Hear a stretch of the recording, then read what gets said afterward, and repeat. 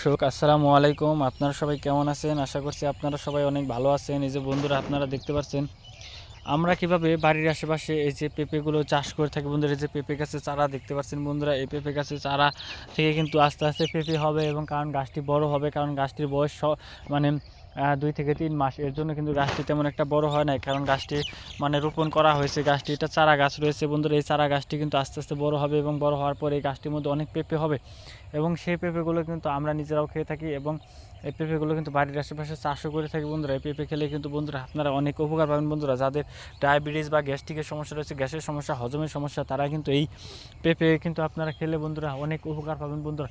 এই পেঁপের মধ্যে রয়েছে প্রচুর পরিমাণে ভিটামিন বন্ধুরা, যা খেলে আপনাদের শরীর স্বাস্থ্য ভালো থাকবে বন্ধুরা। এই অত্যন্ত উপকারী এই পেঁপেগুলো কিন্তু গ্রামগঞ্জের কৃষকেরাই কিন্তু বাড়ির আশেপাশে চাষ করে থাকে।